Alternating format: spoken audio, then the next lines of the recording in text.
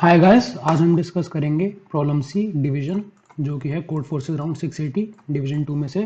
तो हमें बेसिकली करना क्या है, हमें नंबर्स दे रखे होंगे p और q, ऐसे टेस्ट केसेस हैं। तो p और q में हमें क्या देखना है, हमें लार्जेस्ट ऐसा नंबर x ढूंढना है कि हमारा p डिविजिबल बाय x होना चाहिए और x q से डिविजिबल नहीं होना चाहिए।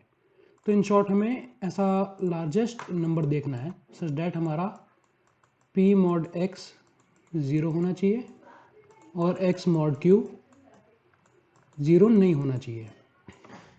तो ये देखने के लिए जो सबसे पहला सबसे सिंपल केस आपके दिमाग में आएगा, जो p मॉड x है, हमें मतलब एक तरह से इसका मतलब ये हो गया कि हमें p का कोई एक फैक्टर ढूंढना है जो x है।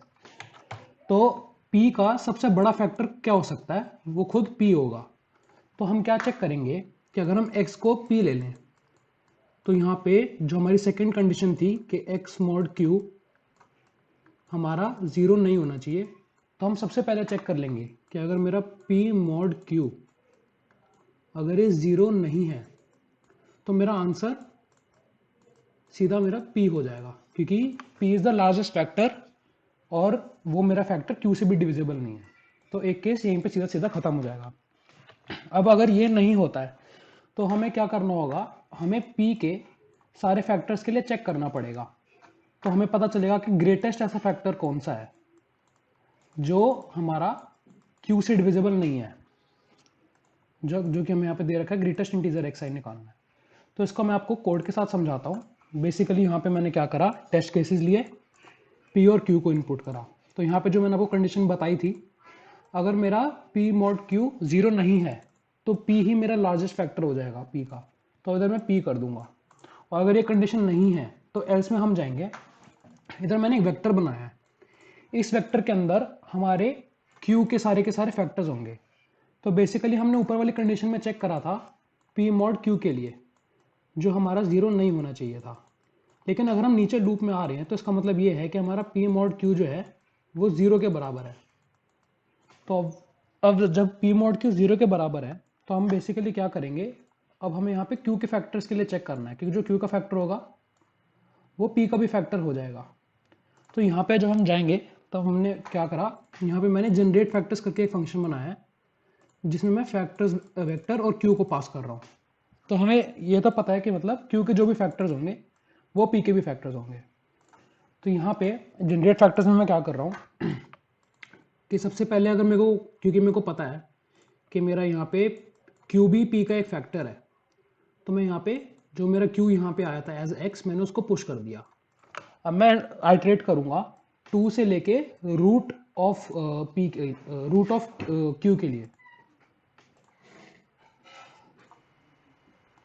तो यहाँ पे मैं चेक करूंगा गैस कि मेरा जो 2 से लेके मैं जाऊंगा रूट ऑफ p तक।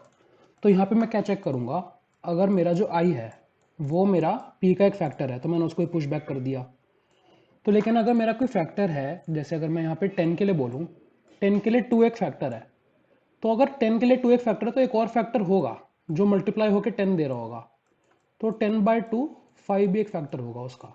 तो मैं क्या करूँगा, यहाँ पे अगर मेरा 2 एक फैक्टर है तो मैं क्या चेक करूंगा कि अगर मेरा i is not equal to x naught i, कई बार हो सकता है कि 25 के लिए हम 5 का फैक्टर चेक कर रहे हैं तो हम 5 को 2 बार नहीं डालना चाहते, क्योंकि 5 इंटू 5 25 है।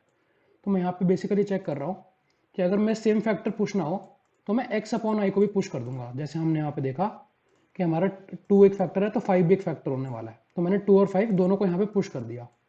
अब मेरे पास बेसिकली जब ये पूरा इटरेट हो जाएगा सारे फैक्टर्स को चेक करने के बाद, तो मेरे पास इस लिस्ट के अंदर मेरे पास मेरे q के सारे फैक्टर्स होंगे, p के सारे फैक्टर्स होंगे। तो अब ये मेरा आंसर है, जो कि सबसे छोटा आंसर मेरा 1 हो सकता है।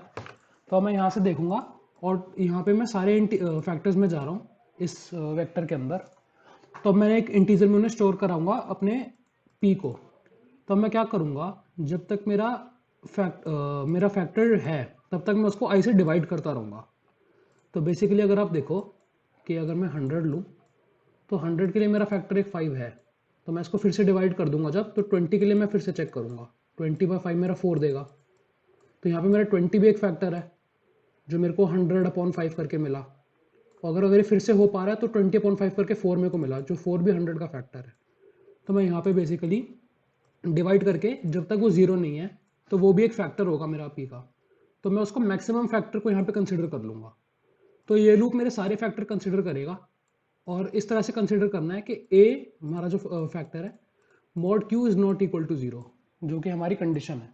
तो यहाँ पे मैक्सिमम फैक्टर सिलेक्ट हो जाएगा और यहाँ पे उसे प्रिंट हो जाएगा। तो इसी तरह से अगर आप इसे देखेंगे, यहाँ पे ये सारे कंडीशंस के लिए टेस्ट केस पास हो जाएंगे। बस ध्यान में रखिएगा कि आपको इंट नहीं लेना है, कि किसी कंस्ट्रेंट्स बने हैं, लॉन्ग इंट लेना है हर जगह। Thank you guys, see you in the next video.